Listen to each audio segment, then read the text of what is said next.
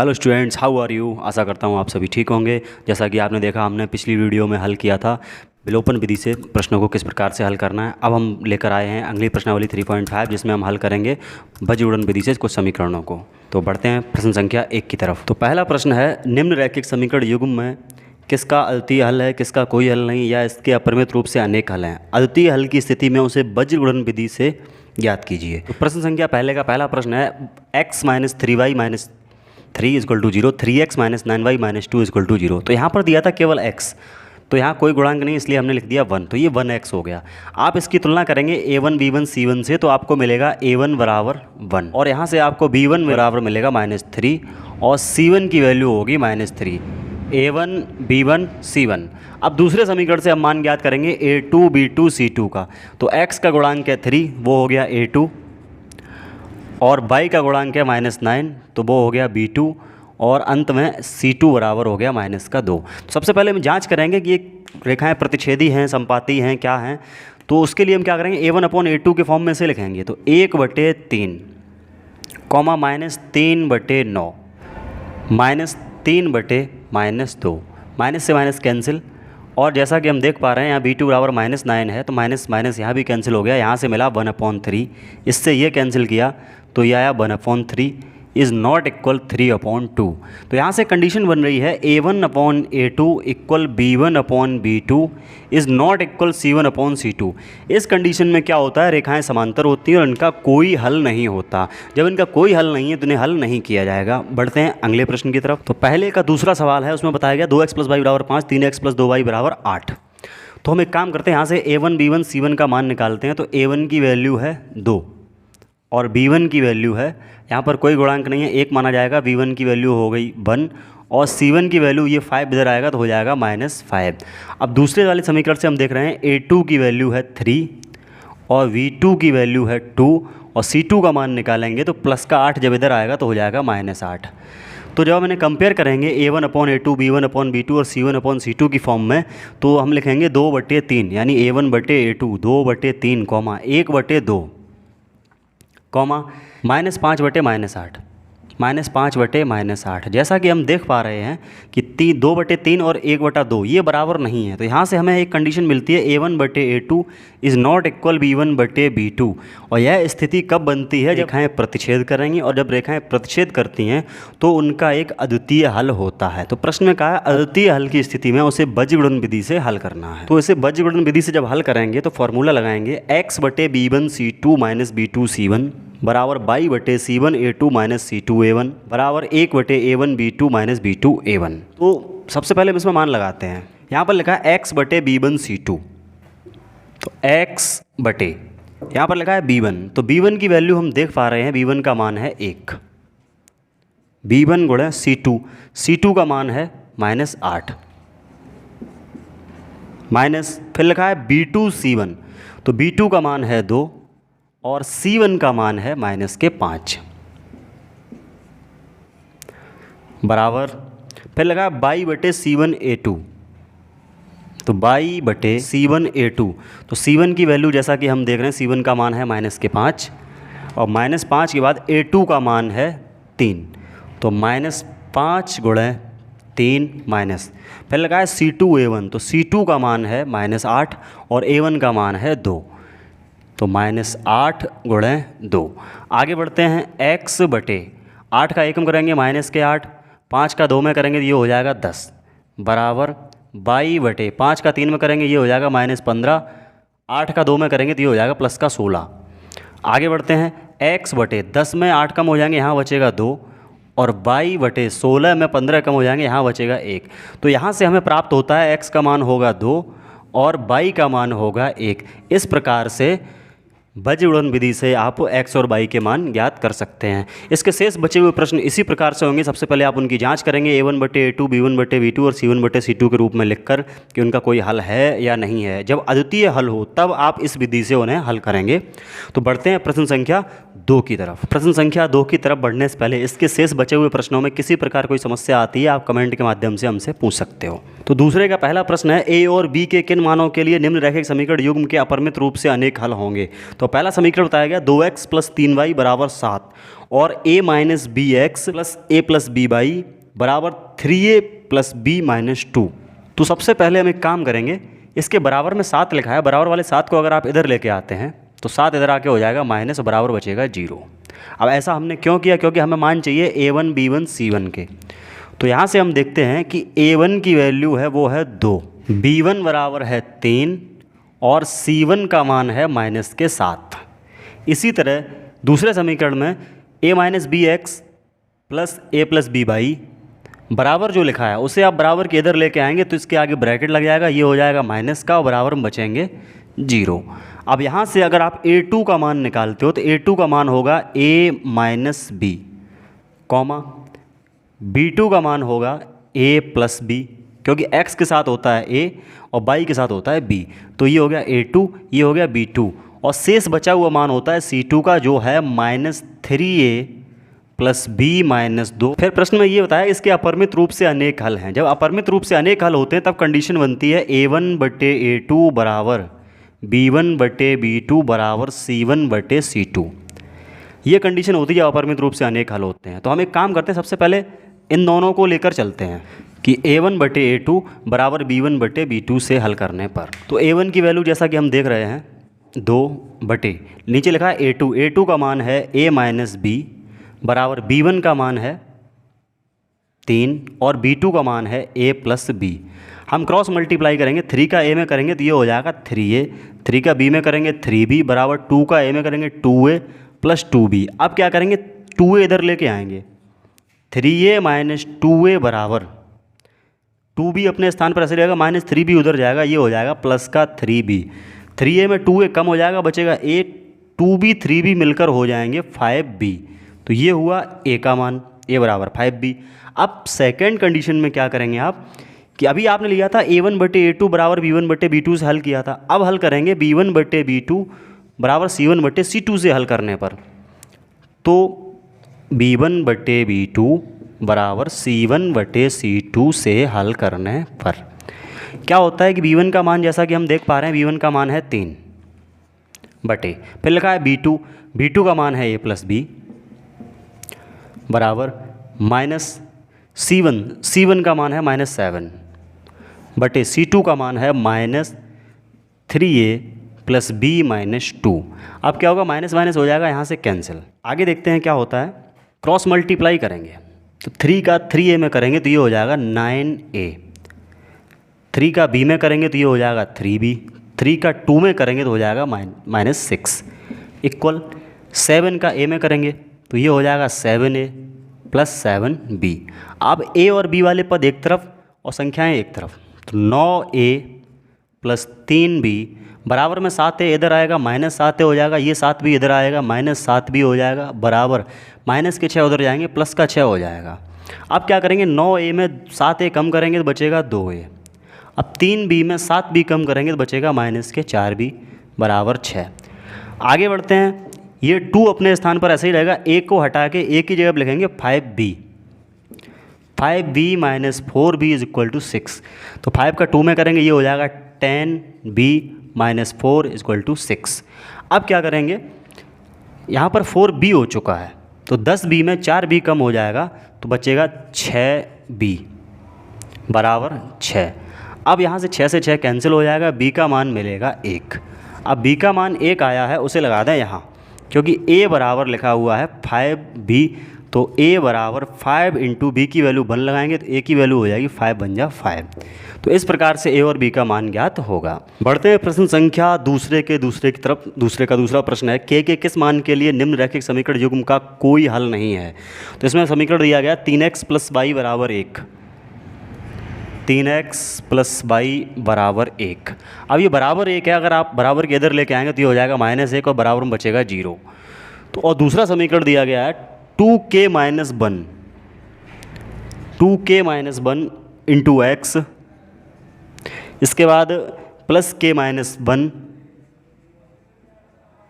× y बराबर में दिया गया है 2k plus 1 equal 2k plus 1। अब 2k प्लस 1 बराबर के इधर आएगा तो हो जाएगा माइनस का और बराबर में बचेगा 0। अब हम एक काम करते हैं, दो समीकरण आपको दिए हैं, समीकरण 1 समीकरण 2, इससे a1 b1 c1 और a2 b2 c2 के मान निकालेंगे। तो जैसा कि हम देख पा रहे हैं a1 का मान है वो है 3, a1 बराबर 3 और b1 बराबर इसका कोई गुणांक नहीं है, 1 माना जाएगा, b1 बराबर 1 हो गया और c1 बराबर हुआ -1। इसी तरह इसमें हम देखेंगे दूसरे समीकरण में, ये तो समीकरण 1 था और ये समीकरण 2 है। दूसरे समीकरण में हम देखेंगे a2 का मान है 2k माइनस 1 और b2 का मान है k माइनस 1 और c2 का मान है -2k प्लस 1। तो प्रश्न में ये कहा है इसका कोई हल नहीं है। जब कोई हल नहीं होता तब कंडीशन बनती है a1 बटे a2 इक्वल b1 बटे b2 is not equal c1 बटे c2। जब तीसरा बराबर नहीं है, बराबर सिर्फ पहला और दूसरा है, तो इन्हीं दोनों से हल करेंगे। तो यहाँ पर लिखा है a1, तो a1 की वैल्यू है 3 बटे a2 की वैल्यू है 2k माइनस 1 बराबर, फिर लिखा है b1, तो b1 की वैल्यू है 1 बटे फिर लिखा है b2 का मान है k माइनस 1।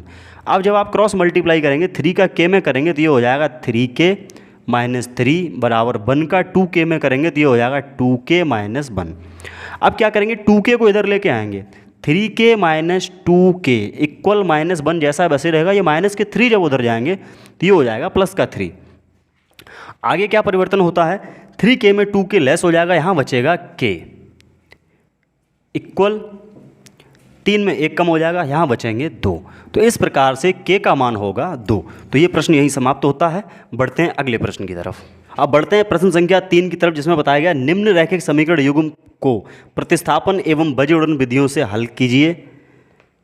किस विधि को आप अधिक उपयुक्त मानते हैं? तो ये डिपेंड करता है कि आप इसे किस मेथड से करेंगे। तो इक्वेशन है 8x plus 5y equal to 9 और 3x plus 2y equal to 4। तो 8x plus 5y is equals to 9 और बराबर में 9 है, इधर आएगा -9 हो जाएगा, बराबर बचेगा 0। और दूसरा समीकरण दिया गया है 3x plus 2y equal to 4, तो कॉमा लगा के यहीं लिखे दे रहे हैं 3x प्लस 2y इक्वल में 4 दिया है, अगर इक्वल वाला 4 इधर आएगा तो वो माइनस हो जाएगा, बराबर बचेगा 0। तो दो समीकरण आपको दिए गए हैं, पहले हम एक काम करते हैं बजीउड़न विधि से हल करते हैं। तो जैसा कि हम देख पा रहे हैं यहाँ a1 का मान है 8 और b1 का मान है 5 और c1 का मान है -9। दूसरे समीकरण से हम देख रहे हैं a2 की वैल्यू है 3 और b2 की वैल्यू है 2 और c2 की वैल्यू है -4। तो इसे हम बजीउड़न विधि से हल करेंगे। बजीउड़न विधि जो है वो है x बटे b1 c2 minus b2 c1 बराबर y बटे c1 a2 minus c2 a1 बराबर 1 बटे a1 b2 minus a2 b1। तो सबसे पहले हम क्या करेंगे, x बटे फिर लिखा है b1 c2, तो b1 c2 जो है b1 की वैल्यू यहाँ से है 5 इंटू फिर लिखा है c2 की वैल्यू हम देख पा रहे हैं -4 माइनस फिर लिखा है b2, तो b2 की वैल्यू है 2 और c1 की वैल्यू है -9 इक्वल बाई अपॉन यहाँ पर चल रहा है c1 a2, तो c1 की वैल्यू है -9 इंटू a2 लिखा है, a2 की वैल्यू है 3 माइनस c2 की वैल्यू है -4 इंटू a1 की वैल्यू है 8 equal 1 upon a1 b2, a1 की वैल्यू है 8 इंटू b2 की वैल्यू है 2 माइनस यहाँ पर लिखा है a2 की वैल्यू है 3 इंटू b1 की वैल्यू है 5। आगे बढ़ते हैं, तो x बटे 5 का 4 में गुणा करेंगे तो ये हो जाएगा -20, 9 का 2 में करेंगे तो ये हो जाएगा +18 बराबर y बटे 9 का 3 में करेंगे तो ये हो जाएगा -27 और माइनस हो जाएगा +4 का 8 में करेंगे तो ये हो जाएगा 32 बराबर 1 बटे यहाँ हो जाएगा 8 दूनी 16 -5 दिया 15। आगे बढ़ते हैं, x बटे -20 में 18 कम हो जाएंगे, बचेगा -2 बराबर y बटे 32 में 27 कम करेंगे तो यहाँ बचेगा 5 बराबर, यहाँ बचेगा 16 में 15 कम हो जाएंगे 1। तो हम फोकस करेंगे x के नीचे क्या बच रहा है, -2, तो x बराबर हो जाएगा -2। y के बटे में बच रहे हैं 5, तो y बराबर 5। इस प्रकार से यह प्रश्न कंप्लीट होता है। अब बढ़ते हैं प्रश्न संख्या 4 की तरफ, जिसमें बताया गया निम्न समस्याओं में रैखिक समीकरण युग्म बनाइए और उनके हल यदि उनका अस्तित्व हो तो बीजगणितीय विधि से ज्ञात कीजिए। तो चौथे का पहला प्रश्न है, एक छात्रावास के मासिक व्यय का एक भाग नियत है, शेष इस पर निर्भर करता है कि छात्र ने कितने दिन भोजन लिया है। जब एक विद्यार्थी ए जो 20 दिन भोजन करता है 1000 रुपये छात्रावास के लिए अदा करने पड़ते हैं, जबकि एक विद्यार्थी बी जो 26 दिन भोजन करता है छात्रावास के व्यय के लिए 1180 रुपये अदा करने पड़ते हैं। तो नियत व्यय और प्रतिदिन भोजन का मूल्य ज्ञात कीजिए। तो हम एक काम करेंगे, प्रश्न संख्या चौथे का पहला है, हमने मान लिया कि नियत व्यय जो है वो है x रुपये और प्रतिदिन भोजन का मूल्य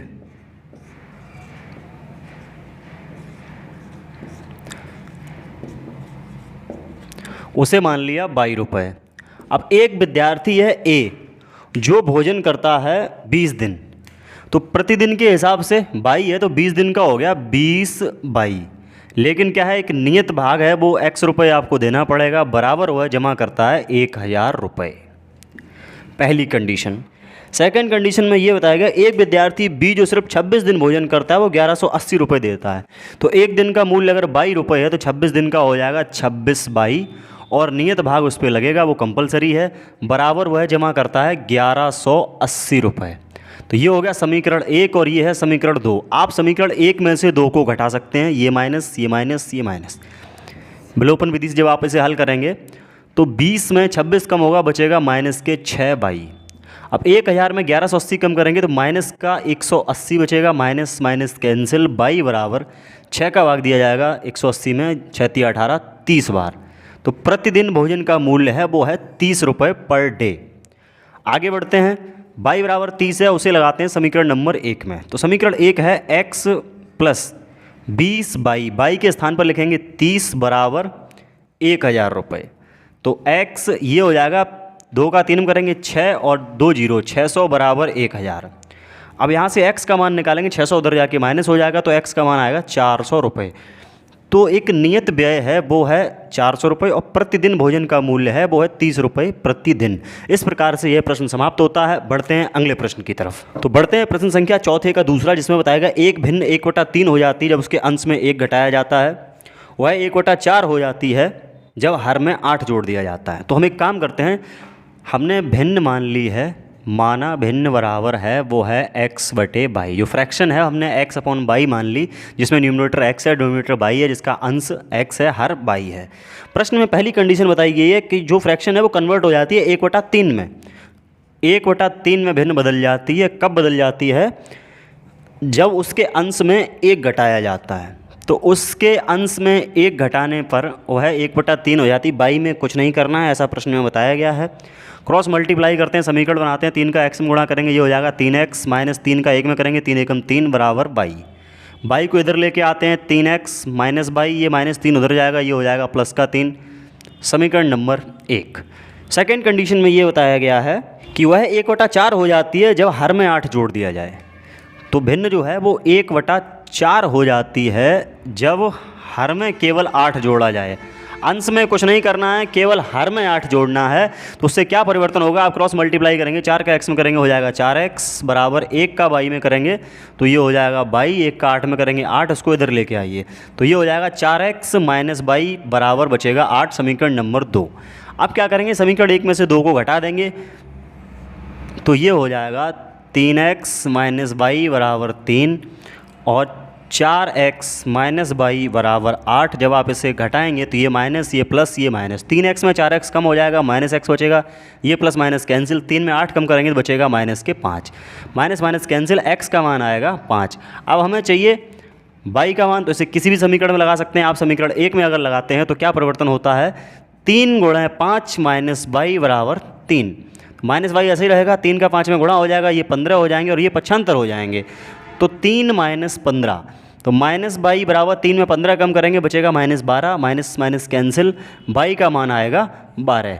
तो हम भिन्न बनाते हैं, फ्रैक्शन जो बनेगी वो बनेगी 5/12, क्योंकि अंश का मान x था, हर का मान 22 था। तो जो फ्रैक्शन होगी, जो भिन्न होगी, वो आपका उत्तर जो आएगा वो होगा 5/12। तो इस प्रकार से ये प्रश्न समाप्त होता है। बढ़ते हैं अगले प्रश्न की तरफ। तो बढ़ते हैं चौथे का तीसरा प्रश्न है, जिसमें बताया गया है यश ने एक टेस्ट में 40 अंक अर्जित किए हैं जब उसे प्रत्येक सही उत्तर पर 3 अंक मिले तथा असद उत्तर पर 1 अंक की कटौती हो। यदि उसे सही उत्तर पर 4 अंक मिलते हैं और असद उत्तर पर 2 अंक कटते हैं तो यश 50 अंक अर्जित करता है। टेस्ट में कितने प्रश्न थे? तो सबसे पहले हम ये डिस्कस करते हैं, टेस्ट में कुछ प्रश्न उसने सही किए, कुछ गलत किए, दोनों मिलाकर टोटल क्वेश्चन निकल आएंगे। तो हम एक काम करते हैं, यश ने जो सही प्रश्न हल किए हैं, जो उसके उत्तर सही हैं, हम मान लेते हैं सही उत्तर जो हैं वो हैं x, और जो गलत उत्तर हैं, जो उसने रॉन्ग आंसर दिए हैं, वो मान लेते हैं y। अब प्रश्न में ये कहा है कि सही उत्तर पर उसे शुरुआत में कितने अंक मिल रहे हैं? प्रत्येक सही उत्तर पर 3 अंक मिले। तो सही उत्तर अभी x हैं और 3 अंक के हिसाब से उसके नंबर हो गए 3x। और ये कहा है अशुद्ध उत्तर पर 1 अंक की कटौती होती है, तो उसने गलत उत्तर दिए हैं 22, तो उस हिसाब से 1 के हिसाब से 1 22 नंबर उसमें से कटेंगे, तब उसे नंबर मिले हैं 40। माइनस इसलिए करना है क्योंकि ये माइनस मार्किंग है और ये पॉजिटिव है। सही उत्तर पर x नंबर है, तो 3 उत्तर अगर सही दिए हैं तो उसके नंबर हो गए 3x। 1 के हिसाब से 22 गलत किए हैं तो अंक कटेंगे 1 22 बराबर 40। ये हो गया समीकरण नंबर 1। आगे बढ़ते हैं। सेकंड कंडीशन में ये बताया गया है यदि सही उत्तर पर 4 अंक मिलते हैं, अशुद्ध उत्तर पर 2 अंक कटते हैं तो उसे 50 नंबर मिलते हैं। सही पर अगर उसे 4 नंबर मिले तो सही है x क्वेश्चन, 4 के हिसाब से उसे नंबर मिलेंगे 4x। और ये कहा है गलत पर अगर 2 नंबर कटते हैं तो गलत उत्तर 22 हैं, तो 2 22 बराबर, तब उसे नंबर मिलते हैं 50। ये हो गया समीकरण नंबर 2। अब क्या करेंगे, हम समीकरण 1 में से 2 को घटा देंगे, 3 में 4 कम हो जाएगा, बचेगा 1x। यहाँ भी अलग अलग गुणांक है, यहाँ 1 है, यहाँ 2 है, यानी कुल मिला के ना x कटेगा ना y कटेगा। तो एक आसान सा तरीका है, समीकरण 1 में आप 2 से गुणा कर दें और समीकरण 1 में से 2 को घटा दें। तो समीकरण 1 में जब 2 से गुणा करेंगे तो ये हो जाएगा 2 3 6x, 2 1 2y, और यहाँ हो जाएंगे 40 दूनी 80। ये हो जाएगा यहाँ पर 4x माइनस 2y बराबर 50। जब आप इन्हें घटाएंगे, ये माइनस ये प्लस ये माइनस, 6x में 4x कम हो जाएंगे, बचेगा 2x।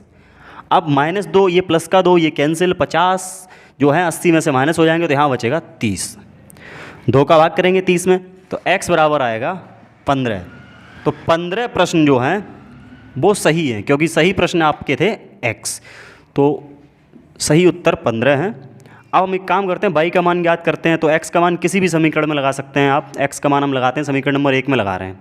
तो समीकरण 1 में जहाँ लिखा है 3x, तो वहाँ लिखेंगे 3 गुणे x के स्थान पर लिखेंगे 15 माइनस 1/, 1 लिखना आवश्यक नहीं होता है, बराबर चल रहे हैं 40। क्या होता है कि 15 का 3 में गुणा करेंगे, ये हो जाएगा 45, और इस 40 को इधर लेके आइए, तो ये हो जाएगा -40, और बाई को भेज दीजिएगा उधर, तो बाई हो जाएगी पॉजिटिव, क्योंकि माइनस हट जाएगा। तो कुल मिला के बाई बराबर 45 में 40 कम करेंगे तो 5 निकल के आएगा। तो बाई बराबर 5। बाई क्या था? गलत उत्तर। गलत उत्तर कितने हैं? 5, और सही हैं 15। यानी कुल मिलाकर उस प्रश्न पत्र में 20 प्रश्न थे, जिसमें 15 सही 5 गलत हैं। तो कुल प्रश्नों की संख्या जो है वो है 15 सही और 5 गलत। तो उस हिसाब से उसमें हुए 20 प्रश्न। तो इस प्रकार से ये प्रश्न कंप्लीट होता है। बढ़ते हैं अगले प्रश्न की तरफ। तो बढ़ते हैं प्रश्न संख्या चौथे का चौथा, जिसमें बताया गया एक राजमार्ग पर 2 स्थान A और B 100 किलोमीटर की दूरी पर हैं। एक कार A से तथा दूसरी कार B से चलना एक ही समय में प्रारंभ करती है। ये कारें भिन्न भिन्न चालों से एक ही दिशा में चलती हैं तो 5 घंटे पश्चात मिलती हैं। यदि वे विपरीत दिशा में चलती हैं तो 1 घंटे पश्चात मिलती हैं। दोनों कारों की चाल ज्ञात कीजिए। तो एक राजमार्ग, राजमार्ग मतलब होता है हाईवे। तो एक हाईवे है, सपोज कर लेते हैं हम, वो ये है। इसके 2 पॉइंट हैं, स्टार्टिंग पॉइंट A है, फिनिशिंग पॉइंट B है। यहाँ से एक कार चल रही है इस दिशा में, दूसरी कार भी इस दिशा में चल रही है, क्योंकि इसमें बताया एक ही दिशा में चलने पर दोनों कारें मिलती हैं 5 घंटे पश्चात। और राजमार्ग की दूरी बताई गई है 100 किलोमीटर। तो हम थोड़ी देर के लिए ये सपोज करते हैं कि पहली कार की चाल जो है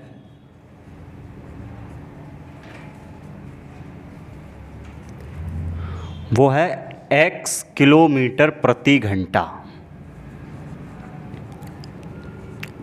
दूसरी कार की चाल है वो हमने मान ली 22 किलोमीटर प्रति घंटा।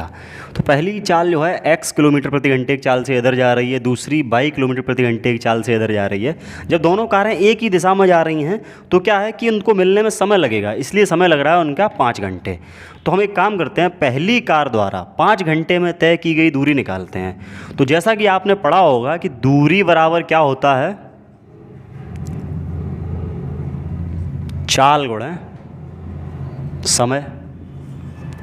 दूरी बराबर होता है चाल गुणा समय। तो पहली कार द्वारा तय की गई दूरी निकालेंगे तो पहली कार की चाल कितनी है x और कितने घंटे पश्चात मिल रही है 5 घंटे पश्चात। तो पहली कार द्वारा तय की गई दूरी होगी 5 गुणा x यानी 5x। दूसरी कार द्वारा तय की हुई दूरी, तो दूरी बराबर चाल गुणा समय यानी 5y हो गई। इसके बाद बराबर टोटल डिस्टेंस कितनी है उनके बीच की, वो है 100 किलोमीटर। अब दोनों कारें क्या है एक ही दिशा में जा रही हैं, उन्हें मिलने में समय लगेगा, इसलिए यहाँ माइनस लगेगा। दोनों पक्षों में 5 से भाग कर देंगे तो ये बचेगा x माइनस वाई बराबर 5 दूनी 10। समीकरण बन जाएगा 1। अब सेकंड कंडीशन में क्या बताया गया है कि हाईवे वही है, बिंदु वही हैं A और B, लेकिन क्या है कार की दिशाएं बदल गई हैं, एक इस दिशा में जा रही है, दूसरी विपरीत दिशा में आ रही है। चाल वही है, पहली वाली की x है, दूसरी वाली की y है, और इनको मिलने में लग रहा है 1 घंटा, और इनके बीच की दूरी वही बताई गई है कि 100 किलोमीटर। आगे क्या होता है कि अब हम ये पता करेंगे कि जब वो विपरीत दिशा में चलती हैं, पहली कार द्वारा तय की गई दूरी, तो पहली कार द्वारा तय की दूरी बराबर होता है चाल गुणा समय। तो पहली कार की चाल कितनी है x किलोमीटर प्रति घंटा, समय है 1 घंटे का, तो x गुणा 1 यानी x। दूसरी कार द्वारा तय की गई दूरी y गुणा 1 यानी y, और दोनों जो है विपरीत दिशा में आ रही हैं, तो क्या होगा वो जल्दी मिलेंगी, तो बीच में होगा प्लस, बराबर डिस्टेंस 100 किलोमीटर ही रहेगी। ये हो गया समीकरण नंबर 2। अब हम क्या करेंगे, समीकरण 1 व 2 को जोड़ने पर, जब हम दोनों समीकरण जोड़ेंगे तो यहाँ से क्या हो जाएगा x माइनस वाई बराबर 20 और x प्लस वाई बराबर 100। जब आप इन्हें जोड़ेंगे ये कैंसिल हो जाएगा, यहाँ हो जाएगा 2x बराबर 120। x का मान निकालेंगे तो ये हो जाएगा 60 किलोमीटर प्रति घंटा। 60 किलोमीटर प्रति घंटा क्या थी, पहली कार की चाल जो है वो निकल आई। दूसरी कार की चाल निकालने के लिए x का मान किसी भी समीकरण में लगा सकते हैं आप, तो आप लगा दीजिएगा। दूसरे समीकरण में लगाते हैं, दूसरे में यहाँ पर लिखा है x, तो x के स्थान पर लिखेंगे 60 प्लस y बराबर 100। अब यहाँ से y का मान निकालेंगे, 60 उधर जाके माइनस हो जाएगा, तो y बराबर आएगा 40 किलोमीटर प्रति घंटा। तो पहली कार की चाल है 60 किलोमीटर प्रति घंटा, दूसरी कार की चाल है 40 किलोमीटर प्रति घंटा। तो इस प्रकार से यह प्रश्न समाप्त होता है। बढ़ते हैं अगले प्रश्न की तरफ। तो बढ़ते हैं प्रश्न संख्या चौथे का 5वां प्रश्न है, जिसमें यह बताया गया एक आयत का क्षेत्रफल 9 वर्ग इकाई कम हो जाता है यदि उसकी लंबाई 5 इकाई कम कर दी जाए, चौड़ाई 3 इकाई बढ़ा दी जाती है। यदि हम लंबाई को 3 इकाई और चौड़ाई को 2 इकाई बढ़ा दें तो क्षेत्रफल 67 वर्ग इकाई बढ़ जाता है। आयत की विमाएँ ज्ञात कीजिए। विमा से तात्पर्य होता है आयत की लंबाई और आयत की चौड़ाई, तो ये आपको ज्ञात करनी है। तो हमने मान लिया लंबाई x है, चौड़ाई y है, तो लिख लेते हैं एक बार।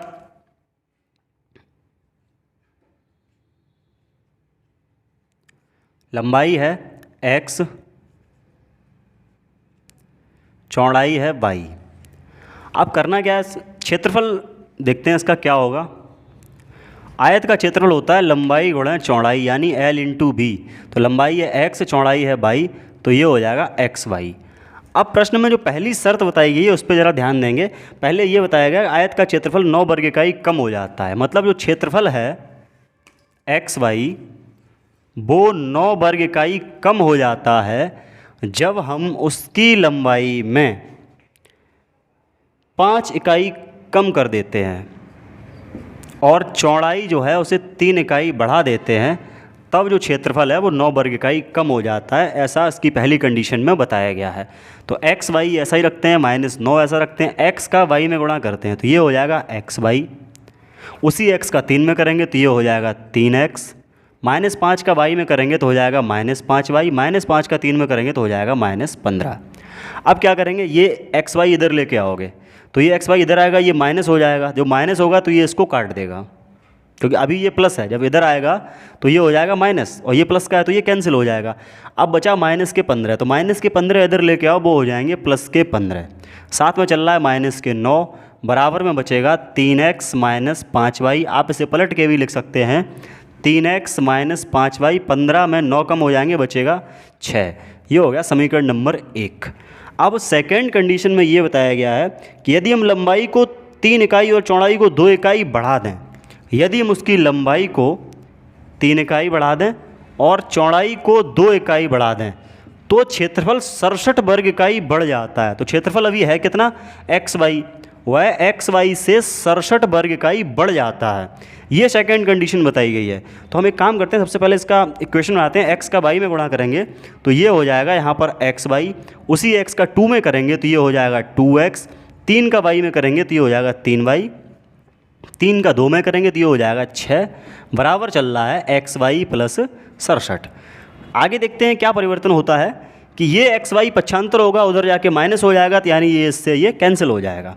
अब यहाँ पर बच क्या रहा है, यहाँ पर बच रहे हैं 2x प्लस 3y इक्वल, ये प्लस का 6 उधर जाके माइनस हो जाएगा, यहाँ बचेगा 61। ये हो गई इक्वेशन। तो हम एक काम करते हैं, इसे विलोपन विधि से हल करने के लिए समीकरण 1 में कर दें 3 से गुणा और समीकरण 2 में कर दें 5 से गुणा। अब देखते हैं क्या परिवर्तन होता है। समीकरण 1 में 3 से गुणा करोगे तो 3 का हो जाएगा 9x, 3 का माइनस 5 में करेंगे तो ये हो जाएगा माइनस 15y, बराबर 3 का 6 में करेंगे तो ये हो जाएगा 18। अब 5 का 2 में करेंगे तो ये हो जाएगा 10x, 5 का 3 में करेंगे 15y, 5 एकम 5 और 5 का 30 हो जाएगा। यहाँ पे आगे बढ़ते हैं, जब आप इन्हें जोड़ेंगे तो ये हो जाएगा 19x, ये कैंसिल हो जाएगा और 305 और 18 जुड़ जाएंगे तो ये आएगा 323। x का मान निकालने के लिए 323 में भाग करेंगे 19 से तो ये आएगा 17। x बराबर आया 17 मात्रक। अब हम चेक करते हैं y का मान। तो x का मान किसी भी समीकरण में लगा दें, हमें y का मान प्राप्त हो जाएगा। तो x का मान हम लगाते हैं, समीकरण 2 में लगाए दे रहे हैं। समीकरण 2 में 2 के बाद यहाँ पर लिखा है x, तो वहाँ लिखेंगे 2 गुणे 17 प्लस 3y बराबर 61। तो 3y अपने स्थान पर ऐसे ही रहेंगे, 61 ऐसे ही रहेगा, 17 दूनी हो जाएंगे 34, 34 को पक्षांतर कर देंगे तो 61 में 34 माइनस हो जाएगा तो यहाँ से बचेगा 27 और y बराबर निकालेंगे, 3 का भाग 27 में जाएगा 9 बार, तो y का मान आया 9 मात्रक। तो इसकी लंबाई है वो है 17 और चौड़ाई है 9। तो इस प्रकार से ये प्रश्न समाप्त होता है। तो इस प्रकार हमने प्रश्नावली 3.5 के सभी प्रश्नों को हल किया। किसी प्रकार कोई समस्या समझने में कोई दिक्कत आती है, आप कमेंट के माध्यम से हमें बता सकते हैं और हमारे साथ जुड़े रहिए। चैनल को लाइक शेयर सब्सक्राइब करते रहिए, बेल आइकन को क्लिक करना ना भूलें ताकि आने वाली अगली वीडियो की सूचना आप तक अवश्य पहुँचे। तब तक के लिए पढ़ते रहिए, मेहनत करते रहिए। नमस्कार।